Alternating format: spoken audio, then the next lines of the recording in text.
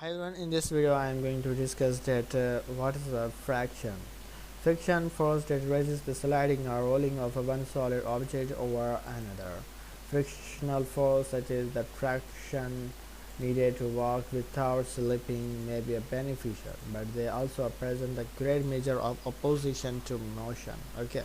About 20% of the engine power of automobile is consumed in overcoming frictional forces in the moving parts. Okay.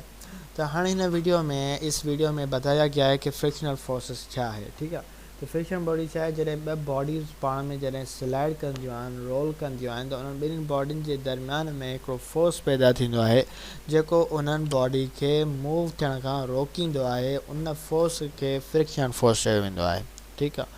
जीअं तव्हां ॾिठो हूंदो त जॾहिं तव्हां हलंदा हो कंहिं रोड ते, कंहिं फर्श ते, त उहो छा आहे, उते बि उहो फ्रिक्शन फोर्स हूंदो आहे जेको तव्हांखे वॉक करण खां रोकींदो आहे, तव्हांखे स्लिप करण खां रोकींदो आहे। इट मे बी बेनिफिशियल, इहो फ़ाइदेमंद आहे, but they also present great major of the opposition to motion.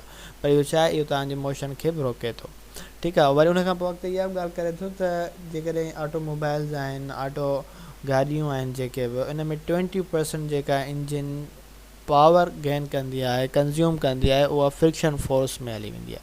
20% जेको पेट्रोल आहे, पावर आहे, उहो फ्रिक्शन फोर्स कंज़्यूम कंदो आहे, ठीकु आहे। फ्रिक्शन फोर्स में हलियो वेंदो आहे इंजन में। The major cause of friction between the metals appears to be the forces of the attraction known as the adhesion between the contact regions of the surface, which are always microscopical irregular. Friction arises from sharing these welded junctions and from the action of the irregularities of harder surface blowing across the softer surface. Okay, तो इहो ई ना तव्हांखे ॿुधायो जन हूंदा पिते एडिजन ऐं cohesion जो पिते ॻाल्हि कई वई आहे। The force of a friction equation हाणे कीअं मालूम कबी, the formula that you calculate the friction force is very simple. F is equal to mu n. Okay, so where F is the force of friction measured in newtons, mu is the dimensionless coefficient of friction, ठीक है, and n is the normal force perpendicular to the ground surface expressed in newtons, जो Newton में बताया जाता है।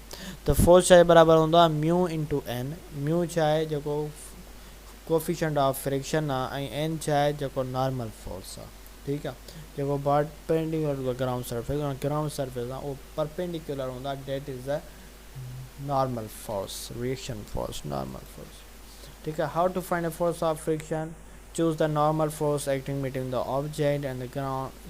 For example assume कयो त 250 newton force आहे, नॉर्मल फोर्स आहे, ठीकु आहे। फ्रिक्शन कोफिशेंट मालूम करिणो आहे, पर चूज़ कोफिशेंट छा आहे असांजो, उहो आहे 0.13। Multiply this values by each other, जेकॾहिं फोर्स खे म्यू सां मल्टीप्लाई कंदासीं त एतिरो न्यूटन थींदो। You just found the force of friction, perhaps you want to check the first, ठीकु आहे। त इहो हिन जो थी वेंदो छा, फोर्स ऑफ फ्रिक्शन। तो hopefully this video is helpful for U.